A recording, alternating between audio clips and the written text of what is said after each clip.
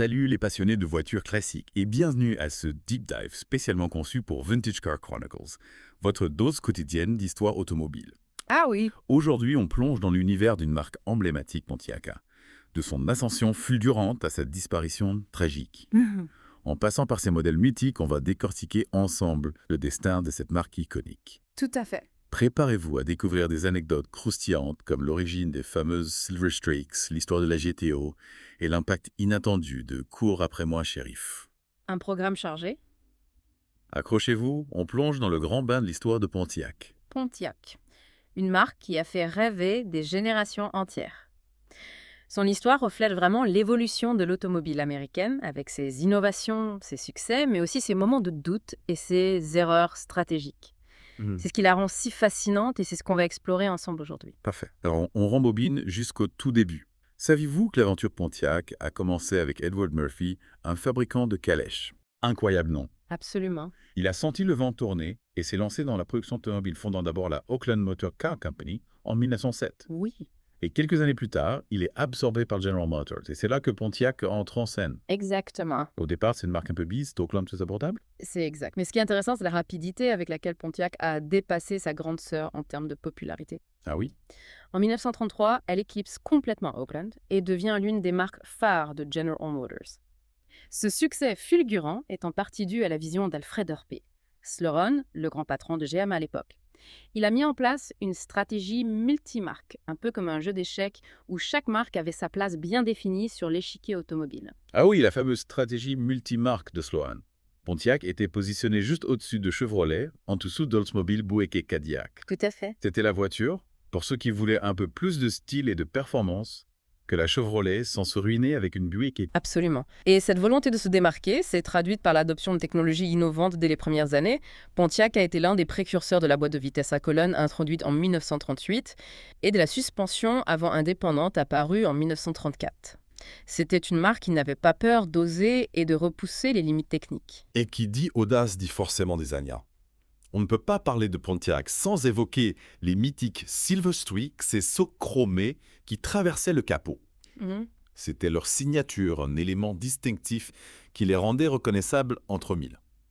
Mais surprise, elles disparaissent en 1957. Simon Knudsen, le nouveau patron de Pontiac, veut dépoussiérer l'image de la marque, lui donner un coup de jeune. C'est une décision qui peut paraître étonnante aujourd'hui, mais à l'époque, Knudsen avait compris que les goûts des consommateurs évoluaient. D'accord. L'après-guerre avait donné naissance à une nouvelle génération de conducteurs plus jeunes, plus dynamiques, qui aspiraient à des voitures plus sportives, plus audacieuses. Pontiac devait s'adapter, quitte à abandonner certains de ses codes esthétiques traditionnels. Et c'est là qu'entre en scène un personnage clé de l'histoire de Pontiac, John Z. DeLorean. Un ingénieur visionnaire un peu rebelle qui va donner un sacré coup de fouet à la marque. Il met l'accent sur la performance, ce qui se traduit par la création de modèles iconiques comme la Bonneville et la GTO. Il introduit également le concept Wild Track qui va révolutionner non seulement l'apparence des Pontiac, mais aussi leur comportement routier.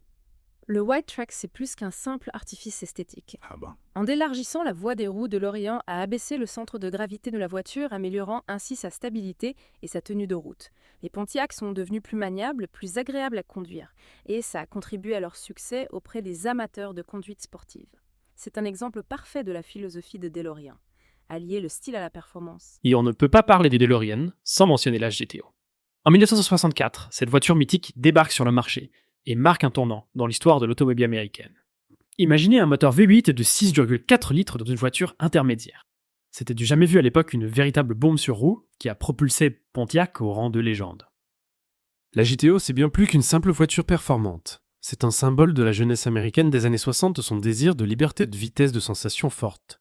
Elle a incarné l'esprit d'une époque et a contribué à populariser le concept de muscle, car une catégorie de voitures qui allait dominer le marché américain pendant plusieurs années. La GTO, c'est le début d'une période faste pour Pontiac. La marque est au sommet de sa gloire. Les ventes s'envolent et d'autres modèles mythiques vont suivre, comme la Firebird et la Trans Am.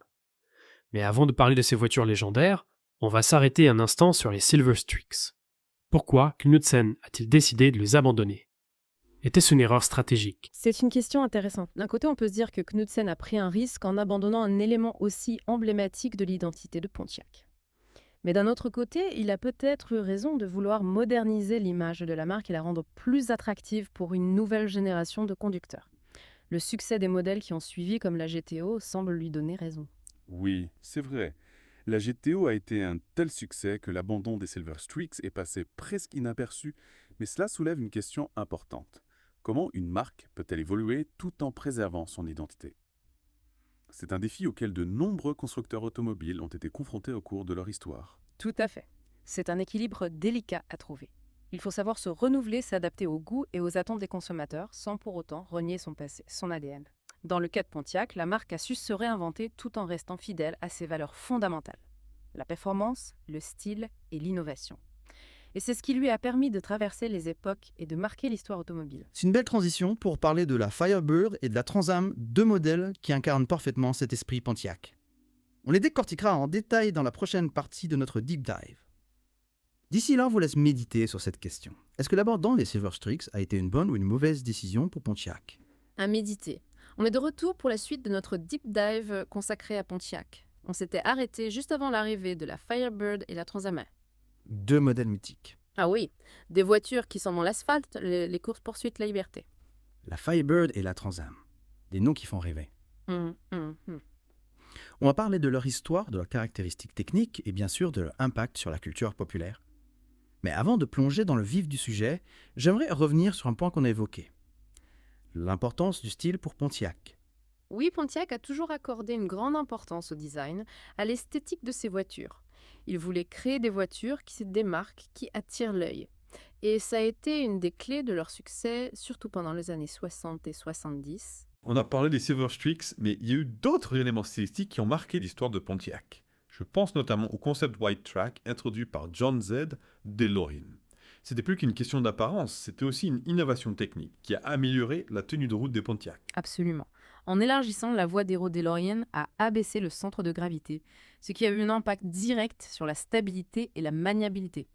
Les Pontiac sont devenus plus agréables à conduire, plus sportives, et visuellement, ça leur donnait une allure plus agressive, plus musclée. Et cette recherche de style s'est aussi traduite par l'apparition de nouveaux modèles comme la Firebird lancée en 1967. C'était la réponse de Pontiac à la Ford Mustang qui cartonnait à l'époque. La Firebird, c'était une pony, car une voiture sportive et compacte destinée à un public jeune. La Firebird a rencontré un grand succès. Yeah. Elle était élégante, performante, et elle avait ce petit quelque chose qui la rendait irrésistible. Son design était inspiré des voitures européennes avec des lignes fluides et une silhouette agressive.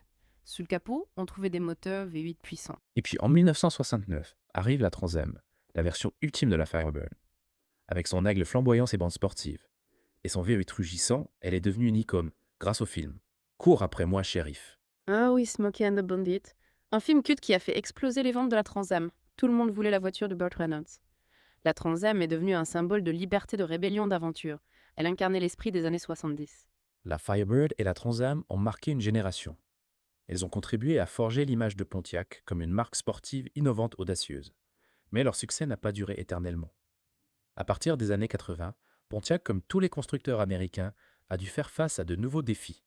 La crise pétrolière, la concurrence des constructeurs japonais, les nouvelles normes environnementales.